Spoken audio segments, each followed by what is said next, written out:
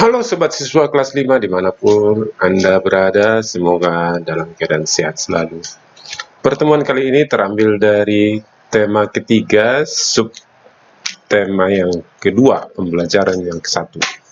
Tujuan pembelajarannya adalah satu, dengan mengamati dan mendemonstrasikan iklan media elektronik, siswa mengidentifikasi ciri-ciri bahasa iklan elektronik.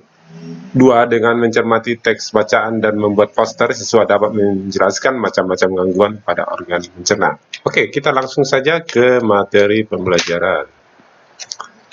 Pada subtema yang kedua ini, kita akan belajar tentang pentingnya makanan sehat bagi tubuh. Ya, di layar terlihat makanan-makanan yang siap saji ya.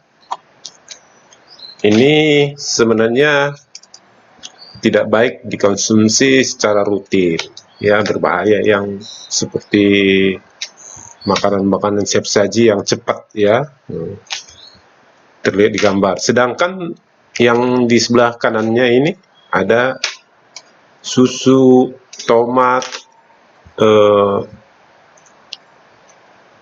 wortel, sawi dan sebagainya, pisang.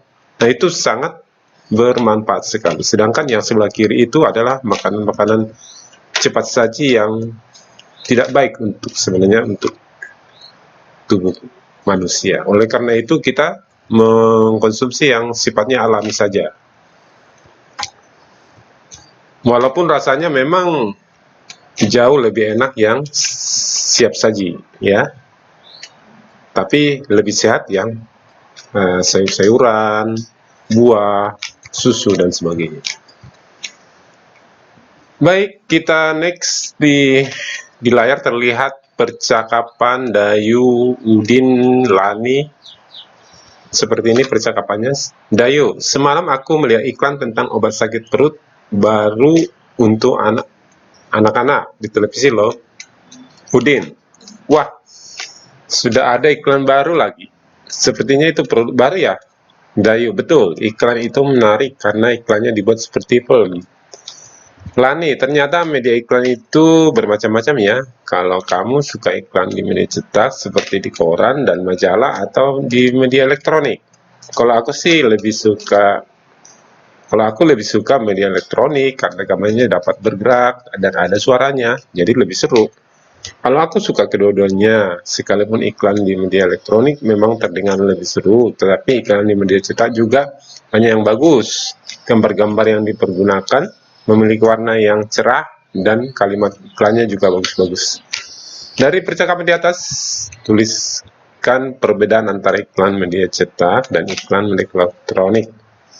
Samakan pendapatmu dengan pendapat temanmu. Apabila kamu menemukan pendapat yang berbeda, lengkapi pendapatmu dengan pendapat temanmu. Oke, kita lihat di sini iklan media cetak adalah iklan yang menggunakan media cetak seperti koran, majalah, tabloid, brosur, dan baliho. Sedangkan iklan media elektronik adalah iklan yang menggunakan elektronik dalam penyampaiannya, misalnya televisi, radio, film, dan internet.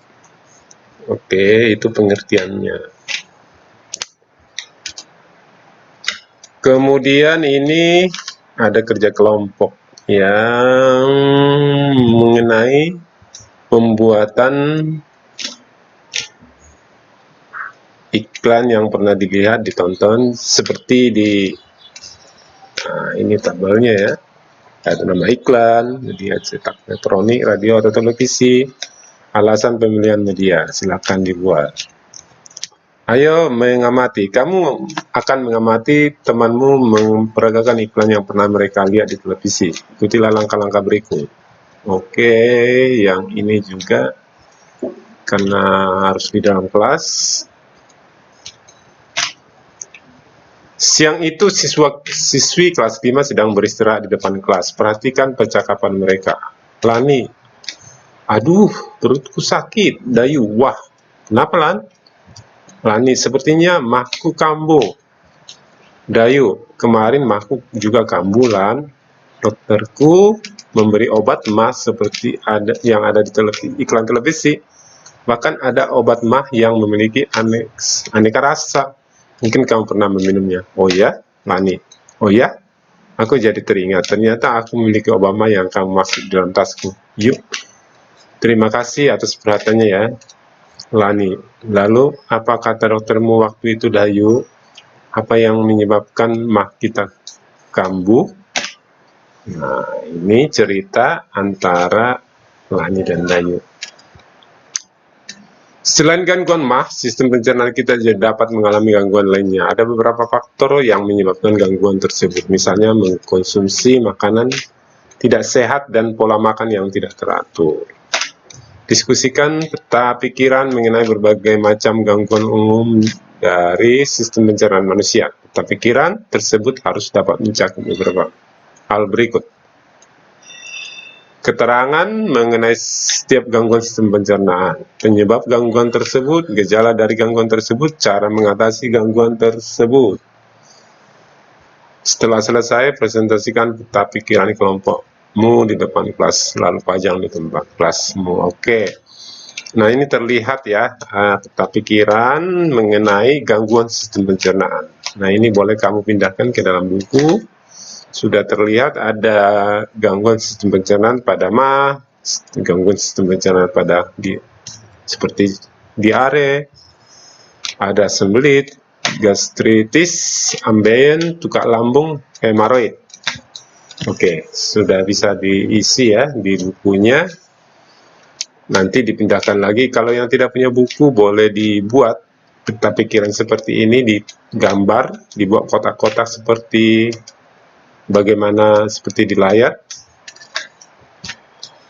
Oke.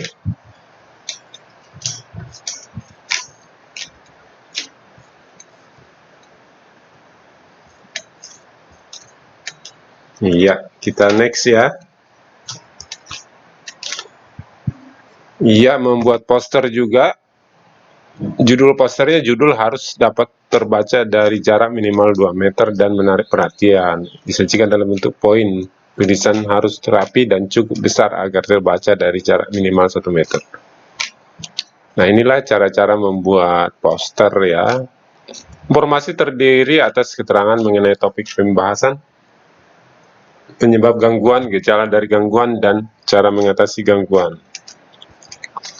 Poster akan lebih menarik jika dilengkapi dengan grafik atau gambar-gambar yang memudahkan pembaca mengerti informasi yang disampaikan. Cantumkan pula sumber informasi yang digunakan. Refleksinya, tuliskan pesan dan kesan mengenai tugas ini dan pelajaran yang didapat. Apabila memungkinkan, pasang foto anggota keluarga. Nah, misalnya ini contohnya ya, posternya ya. Apa itu diare? Nah, ini contoh diare. Bagaimana tanda-tanda diare, cegahlah diare dengan ini adalah berdasarkan contoh poster di atas, kita ketahui bahwa diare ditandai oleh buang air besar dengan tinja encer atau berair dengan frekuensi lebih sering dari biasanya normalnya. Oleh karena itu, orang yang mengalami diare akan lebih sering ke toilet untuk buang air besar dengan volume tinja yang lebih banyak dari biasanya. Diare dapat menjadi gejala penyakit yang lebih serius seperti disentri dan kolera. Gejala yang biasanya ditemukan adalah buang air besar terus-menerus disertai rasa mules yang berkepanjangan, dehidrasi, mual, dan muntah. Pemberian cairan dan elektrolit seperti larutan garam akan sangat membantu memulihkan keadaan tubuh yang kekurangan cairan dan elektrolit.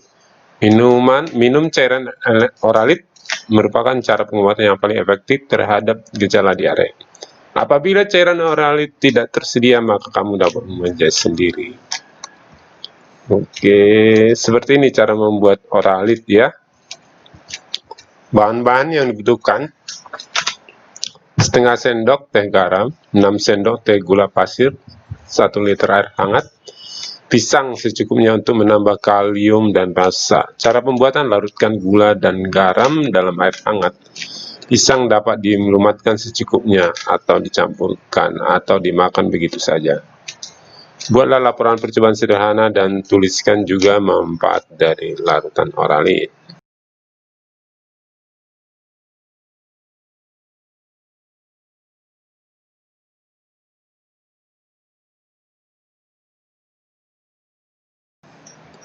Renungkan hal-hal baru apa yang kamu pelajari hari ini. Tuliskan 4 hal yang menurutmu menarik untuk diceritakan kepada orang tua. Kegiatan bersama orang tua membuat larutan yang valid dengan mengikuti petunjuk dan menggunakan bahan-bahan seperti yang disajikan dalam buku ini.